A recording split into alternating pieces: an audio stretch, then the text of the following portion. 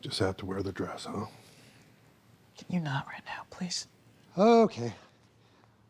Always sad when it doesn't work, but citing irreconcilable differences, let's move on to division of assets. Okay, so we have the cave, we have the island. I've been living on there for 1,000 years, so yeah, I keep the island. That's a no-brainer. Fine, I want everything in the cave. Okay, that's a big ask. He can have Okay. everything in the cave. All Everything in the right. cave. And I mean, it's not like you didn't walk around with your dirty hooves on the cave all the time. What did you just say to me? Yeah, you heard me. Okay, let's not call names. Don't need dirty hooves. Okay, and now, finally, Right. the fleece. Yeah, I mean, it's I've been mine. protecting it again, like. Okay, tell me what you've done for the fleece. No. I care for it. Squat. I brush its wool. I tuck it in. I make sure Brush it's it. clean. I bathe it every now and again because you don't even think about the little things. You know what? Okay, good.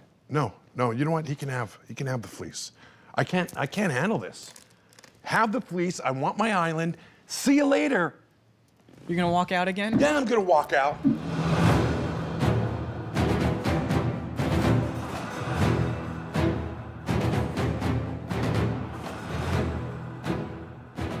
Episode 206. Welcome back to episode 6 of our podcast. I hope you had as much fun watching that episode as I had making it, because it was a lot of fun. And before we talk about 206, we've got to talk about someone else first. Andrew McElroy, our incredible acting coach. You've heard him mentioned a lot on this podcast, and it's for good reason, and I want to give a little bit of context about it. I first met Andrew McElroy on day 1 of arriving in Vancouver to shoot, and we were all told, oh, your acting coach is gonna bring you in a month in advance so that way you guys can prepare, which was already kind of weird to all of us. You know, we were like 14. We were like, we'll get there on the day and know our lines. But that month genuinely changed me as a person, and every single day I've spent with Andrew has changed me as a person. Before every take, he makes us say quest. I can't remember how it started, but before everything that all of us do together, we look at each other, we take a moment, and we say quest to remind ourselves that we're on a journey and that we're on an adventure, and that no matter what happens at the end of the day, it's a lot of fun. Quest. And Andrew is the one who started it. Before I walked out here to do this monologue, I looked at everyone behind the camera and I said quest. And that's the kind of effect that Andrew has on everybody that he meets. Action. Okay. Quest. Quest. He's made us all better actors, and I'm positive he has made us all better people. I would not be the man I am today without Andrew McElroy. And I hope you see why we all praise him so much when we bring him on, because he's coming on this episode. But before we bring out that legend, we can't talk about episode 6 without our first guest, who is equally as legendary and a student of Andrew's back in the day, my beautiful husband, Polly Wally, Alex Ponovic. I have made this island a world unto itself. My world. All outsiders are enemies. Or food. I learned long ago. If you don't trust nobody, then you live. You mortals can't see that even with all your eyes. Alex Ponovic, my beautiful husband. Thanks for having me on, buddy. Thank you for being here, man. I'm so excited. This to is have you on. awesome. I'm so thrilled to be here and chatting with you about the show. What an experience we had, man. Dude, are you kidding me? I'm thrilled to have you on. Oh, what Thank an you for being experience, here. yeah.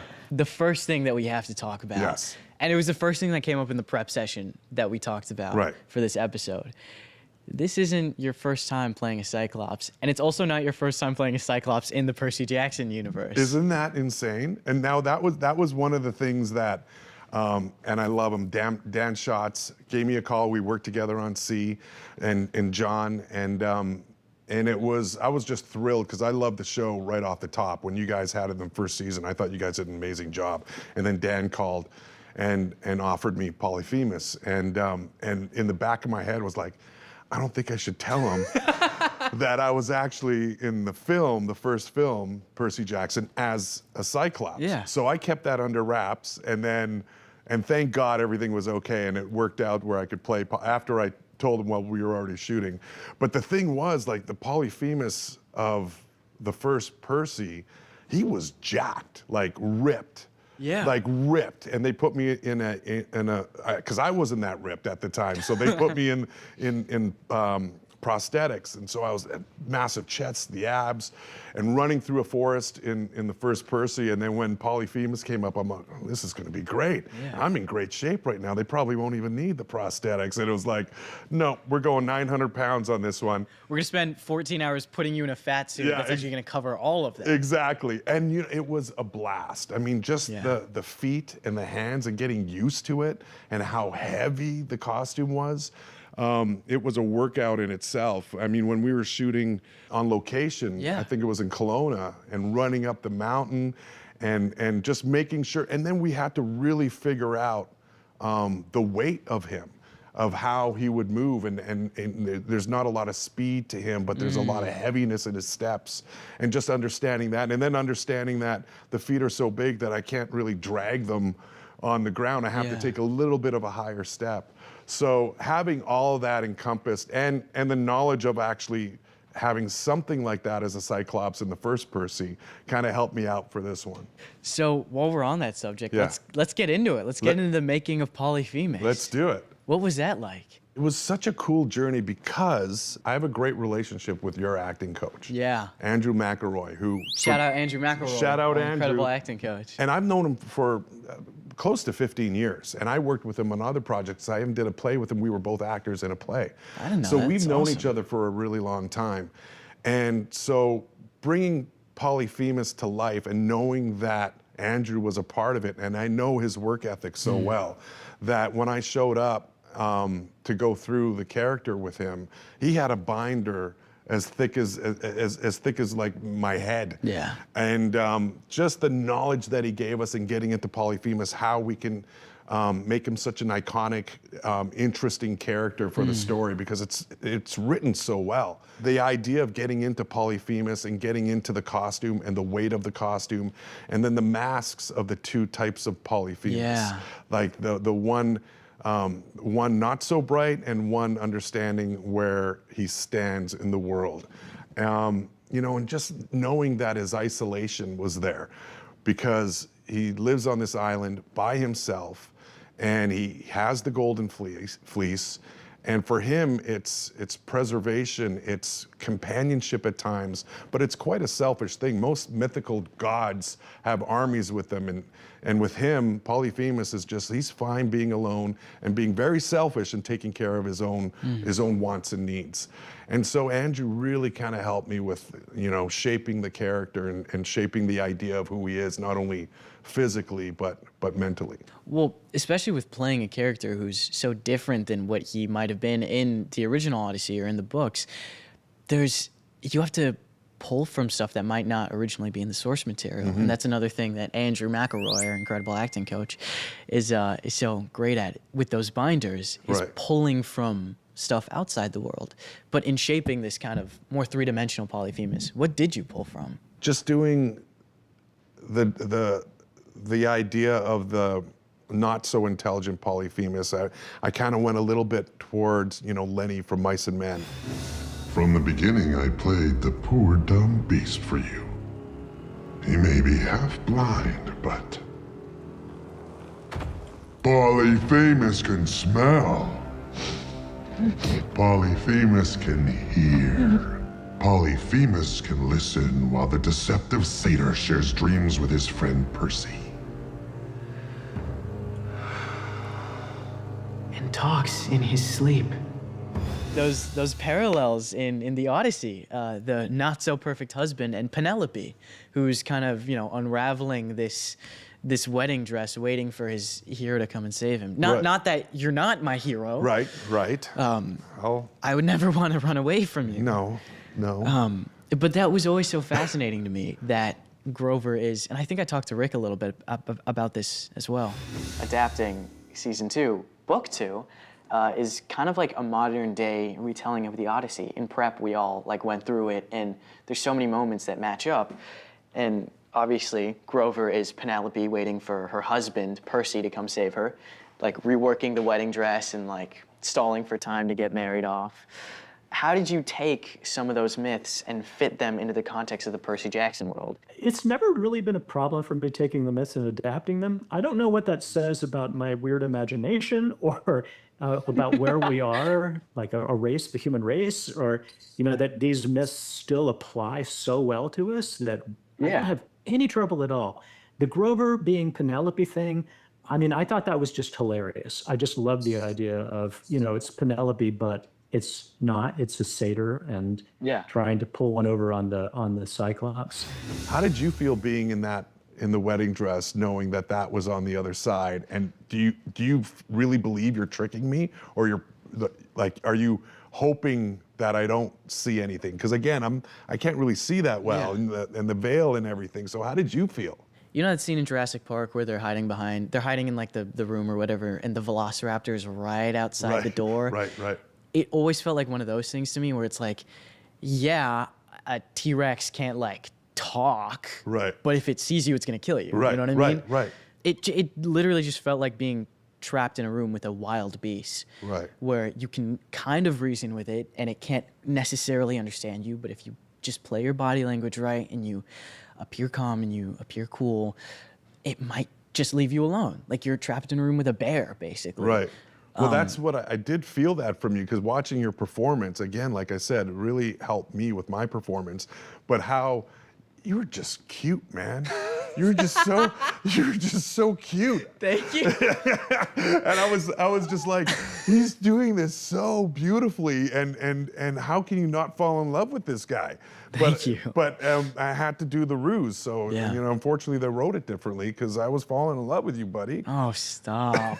You're shameless. I did. It was interesting acting alongside you because, all of obviously the vis effects and the prosthetics, but also the forced perspective that we had to shoot with.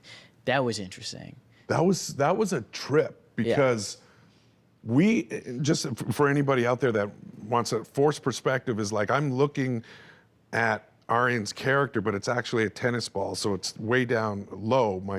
My sight is so low, and then you're almost like 12 feet sideways from that, and you're looking way above at another tennis ball, but we have to share this scene together. And what was so interesting to show the forced perspective was I could feel your performance, even though I couldn't see you. So that was fun to do, and just kind of, a little bit of a peripheral vision. Yeah, that's exactly right. it. The peripheral vision is there, but also the energy of how you're doing it.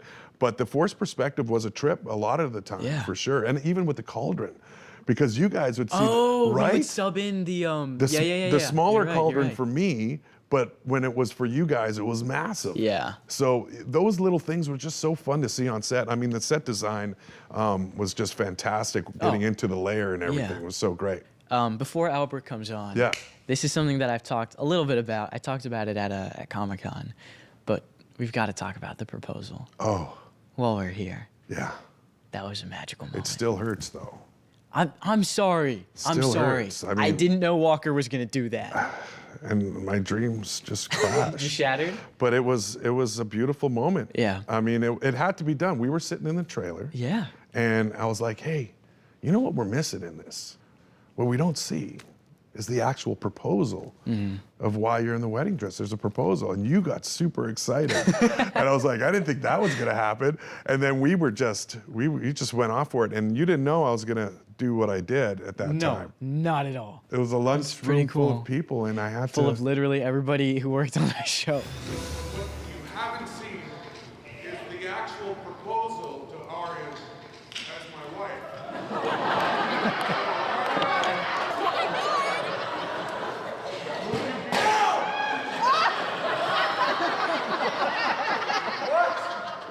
I object!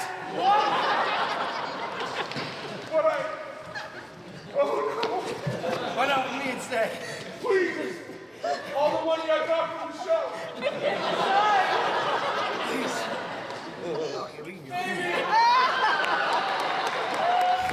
It was one of those things, like obviously we had done all of our work together, but it's, it's difficult when you're working with someone who you don't actually spend that much time with. Right. Because whenever I saw you, the first time I met you, you were in the whole Polyphemus getup. That was the Right. first time I saw you.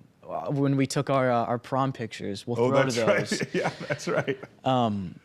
I did want to get a little bit more into the differences between your Polyphemus and the original Polyphemus, and I think the person who would know best about that is our incredible writer, Albert Kim. Oh, yeah, buddy.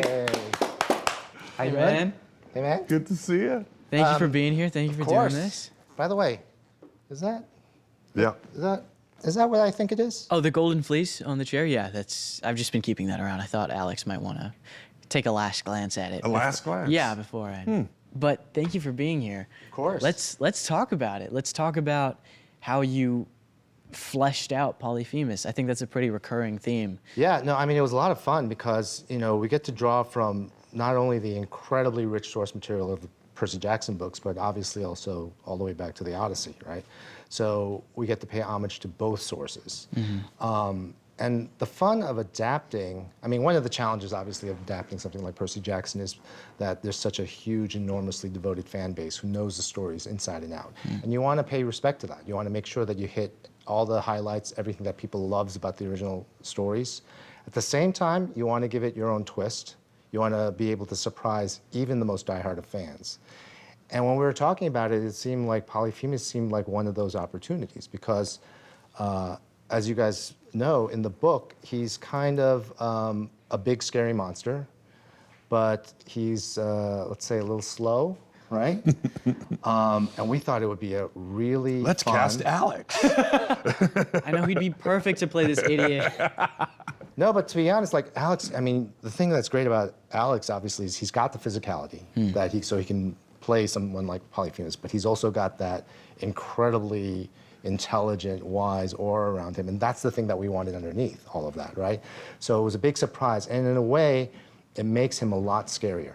The fact that he is canny, that he's smart, he's cunning, and he's actually laid a trap rather than just waited for Percy and the heroes to land on his island. He set this all up, and that's really the scary moment at the end of 205 when we reveal that, but we flesh it out fully in 206, and you see the full extent of his personality and what he's been like and what he's been dealing with all these centuries. Well, we also have another big change, which is the fact that Percy willingly hands over the fleece, which is a huge moment in the show. I think it kind of turns the entire show around. It's what gives us that momentum into the last arc of the season. Yeah, one of the character arcs we had been building all season long has to do with Percy's fatal flaw. And the fact that he would be willing to sacrifice the world to save the ones he loves. And we saw that stated explicitly in Cece's Island in the episode beforehand.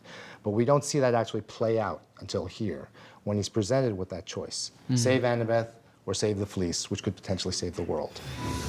Annabeth!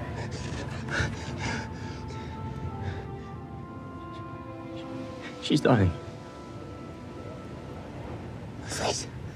We can use the fleece to heal her. You have it? You have the real one?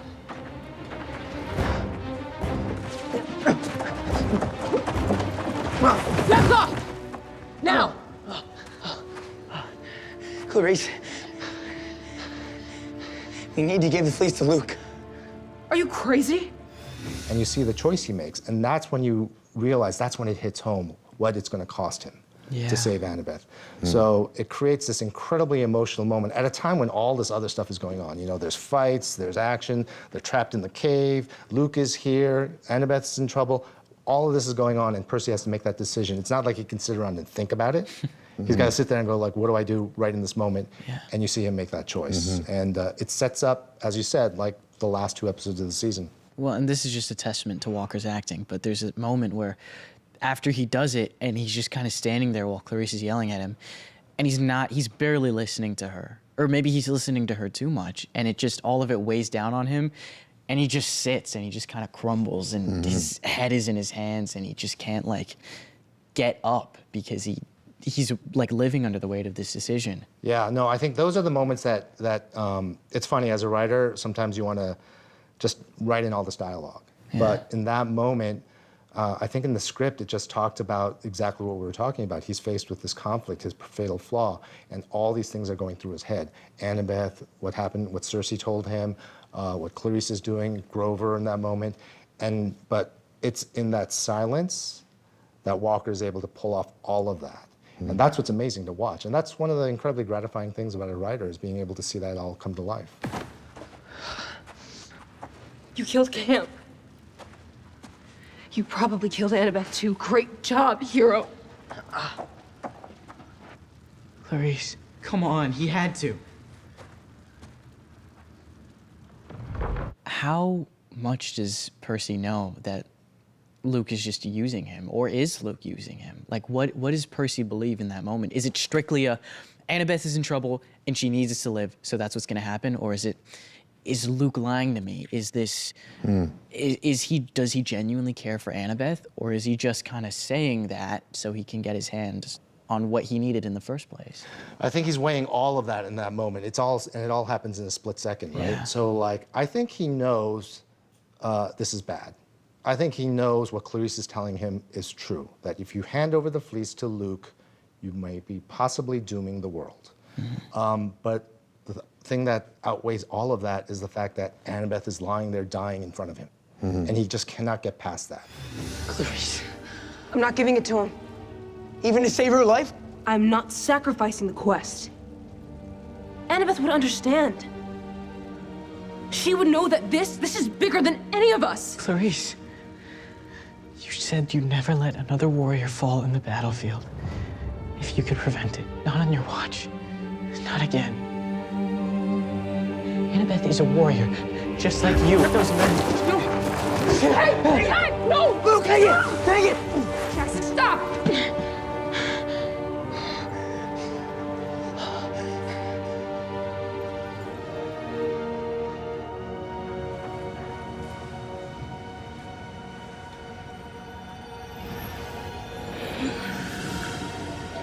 That's what really informs the last line of the episode, when he goes, "We get them back." And Clarice is like, how?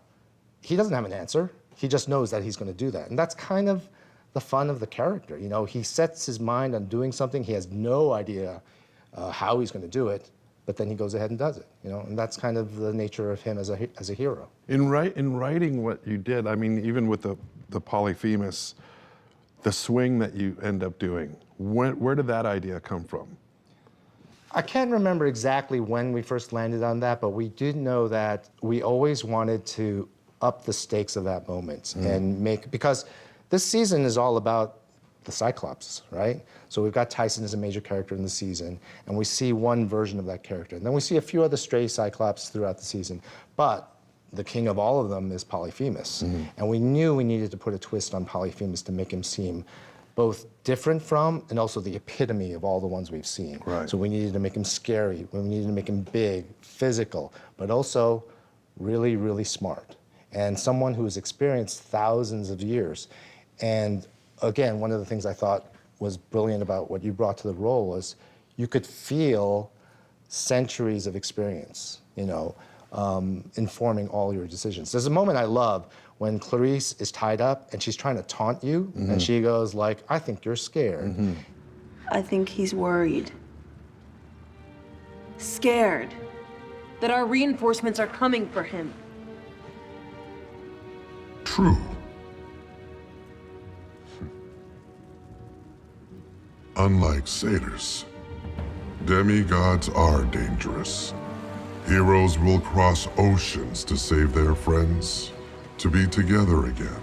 And when they do, I'll be ready. The stuff on location was pretty gnarly, and it was hot.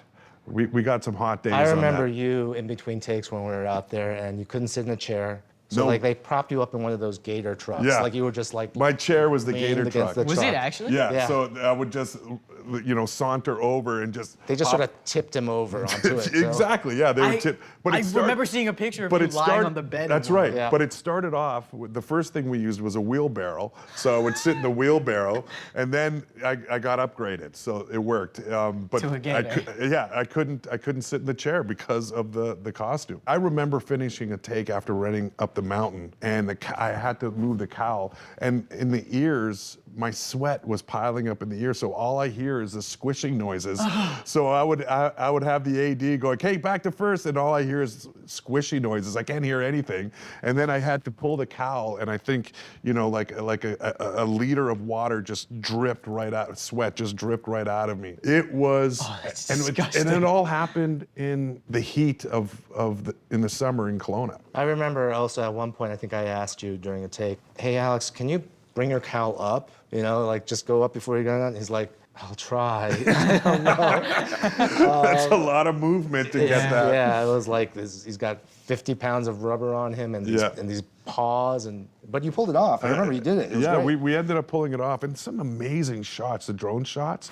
But actually, one of my most favorite moments was interacting with the goats. No, the sheep. The sheep. Sorry, the sheep. Well, you did interact with them. Right, I did interact with one amazing goat, but the sheep, they were tripping out when they saw me. Like they wouldn't come close, and I would try to feed them with my big hand. That wasn't working. Then finally, I had a little bit of like attention from one of the goats. I went, "Okay, I'm not that hideous. I'm not that hideous." So, and you know what? Like, are we about to wrap it up right now? Yeah. we have a Okay, couple more I just minutes. have to say, because we did have that proposal, Yeah. and it did get interrupted by Walker. Yeah. And Walker isn't here. No. So, You're Wow. Wow. will you be my bride? kidding. 1,000,000 times yes. Amazing! We got it! Everyone off camera is clapping as well. I don't know if you guys can pick that up on the mics. Man, this ring is massive. Yeah, it's for both fingers. Thank you. Well, This is so sweet. now I feel complete. Yeah. Yeah. No. Hey, it's only because Walker was there that the night was interrupted. I know. I would have chosen you. I would have chosen you. I expect to be invited to the Yes, wedding. you're Oh, best nice. man. Well, you're the Oh, you're the great, flower thanks. boy, no? Oh, flower Okay, boy. either one, I'll take anything. I just want to be in the party. Thank you guys for taking the time to be here with us. I'll see you obviously at the vow rehearsal. Yeah, absolutely. And the rehearsal dinner. But thank you guys. Thanks. Thanks, being man. here. I'd like to introduce our next guest. You may have heard his name a couple of times before. Our incredible acting coach, Andrew McElroy. Thank you. Thank you for having us. Thank you for having me. Sorry, I'm just so used to saying that whenever I'm around you. I have this very vivid memory of filming. I've got a lot of vivid memories with you. No, this one's good, and it's not about us, thank God. But of filming 206, there's this moment after Daniel fights Polyphemus. Yeah. And you walked up to Walker and I, and you were like, "I want you guys to look at what he's doing almost subconsciously with his body." Tyson is already pretty hunched, but he kind of knows how to balance himself, Yeah. and he's learned how to do that. Yeah. But after he, basically kills a brother, Yeah. who we never even had the chance to talk to, you told us to kind of watch how he had this like slouched, and he was like slanted. It was like he couldn't stand upright. Yeah. Which is a huge part of playing Tyson for him, is Yeah. always making sure that his spine is straight. Well, he's working from the child, because we had Tyson working from the child, and the child center is often here, it's up here. So that means that the shoulders are back, and you're exposing hope and innocence and a desire that things work out. So when that got broken, I found it heartbreaking, but I'm watching on a cellular level. I'm going, well, what vertebra just moved slightly to allow that little micro moment to happen? And he broke the spine. I think I've said that to you every now and then, like the character's spine gets broken. And it's subtle, because I think we build character vertebra, by molecule, by molecule, by Lego, by Lego, by Lego, and our writers ask that we accept language word by word by word. Like you'll never get a situation where there's a bunch of words under one umbrella. It's always like, well, here's a chunk of change, and I bet that there are at least 3 lanes of traffic in any one paragraph. So, we're always sort of doing spinal work or vertebra work, even when we're analyzing text. Yeah? Yeah. Does that make sense? Yeah, Yeah, 100%. Yeah, cool. One of the most incredible pieces of physicality work in this season is Charlie. Switching from young Luke to adult Luke. And he talked a little bit about it, but that exercise that you two did, where you sent him out into the city, I want to hear, did you take a video of this? I did. I was walking beside him videoing it. We didn't have a lot of time, and he was more like runaway teen. Yeah. It was more the perils, and the same thing happens to Tyson. We spent a lot of time talking in depth about what it is to be a teen out there, the predators, what you would have to sort of accommodate, what your survival strategy would be. So yeah, I put him in a hoodie. He was freezing cold. Met him in his apartment building.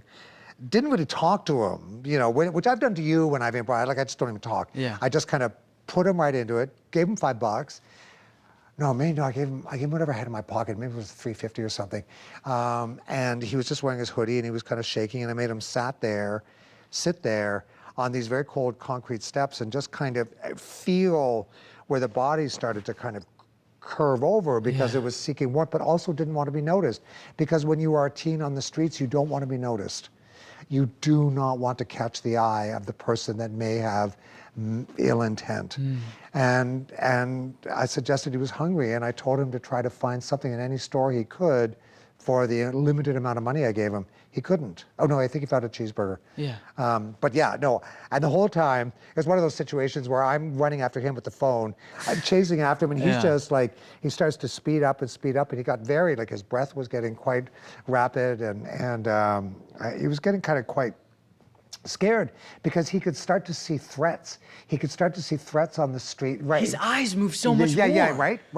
It's, totally, I can never get him to absolutely. look at me the entire time. Absolutely. Very, very furtive, very watching out for stuff, very kind of into himself. And then to watch him progress,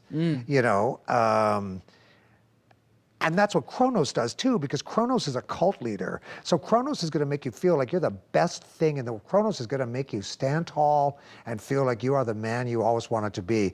That's one of the things that's really evil about Kronos. And so he gives Luke he gives him this spine, this prepossession that's kind of phenomenal, and then messes with it, because it's sort of like, well, you only have, now that you have it, remember, you only have it because of me.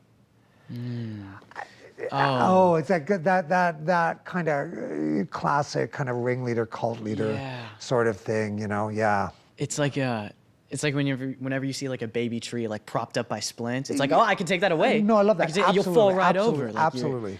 Oh, it's terrifying. Absolutely. And especially like that rags to riches. He needs to hold on to it. He's like, I have power now. Absolutely. Kind of with zero self-esteem. Yeah. Because the self-esteem he gets from a cult leader, basically. He gets it from Kronos, who's just kind of going, okay, you are, but do not forget who made you think that you are. But I did want to talk about one of the exercises The ball. that we do. The ball. The ball. So before we do at the beginning of every day, before every scene, and because our actors are so incredibly prepared, and nobody ever arrives on set with their sides, they're ready to actually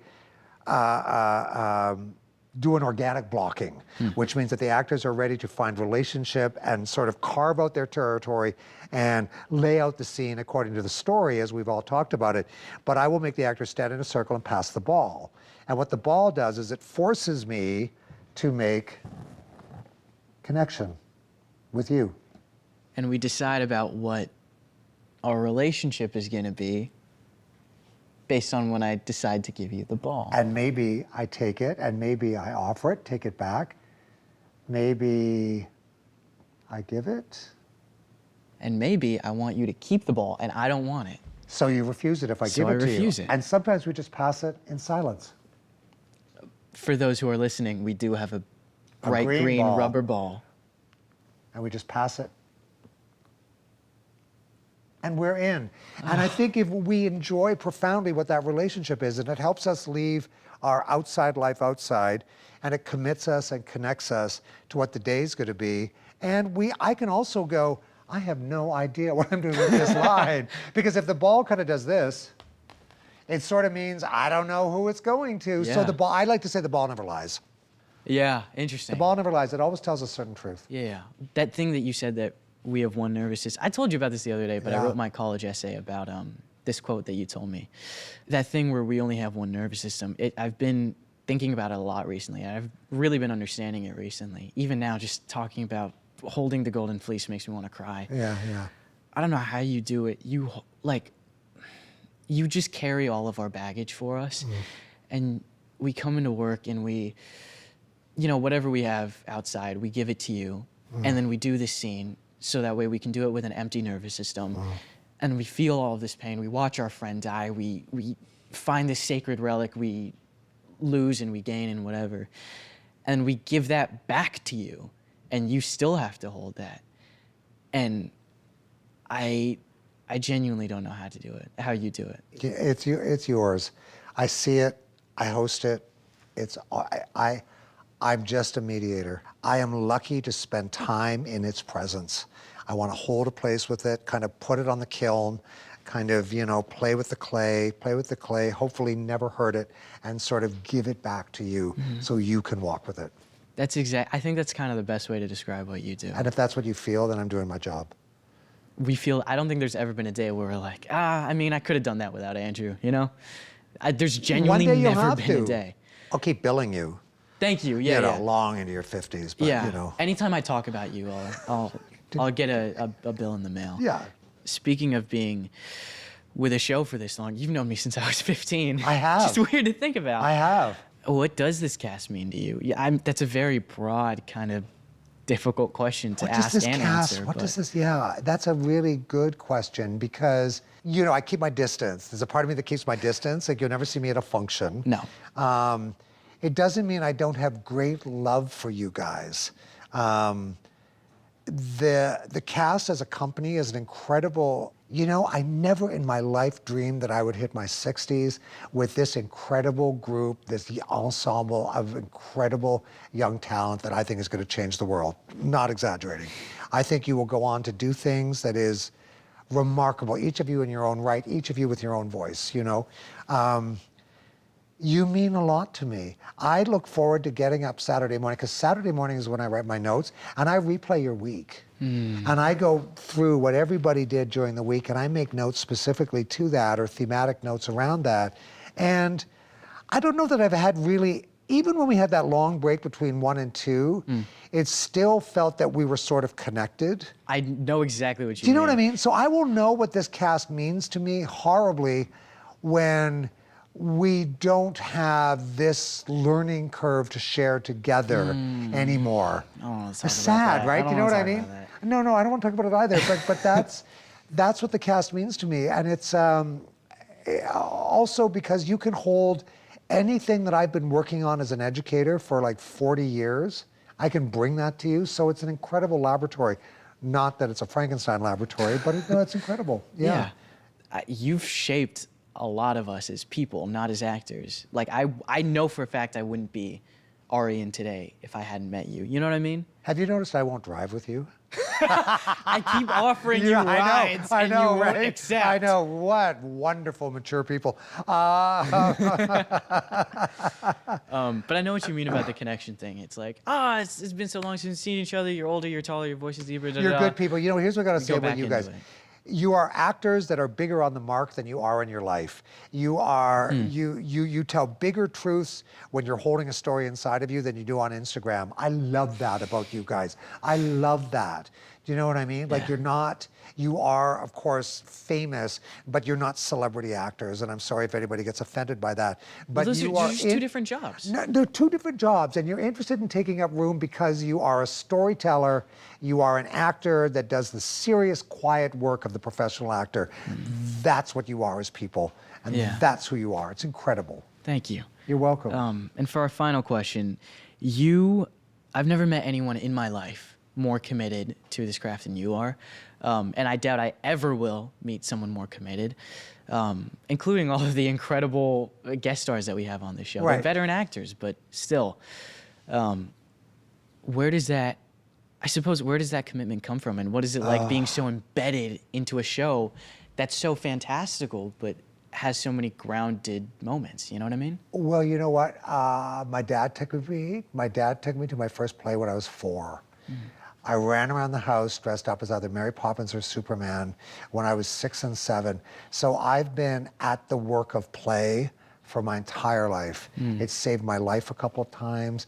You know, I've been reading the New Yorker and the Times and writing that sort of stuff since I was like 13, 14. I read so many newspapers. I read so many plays.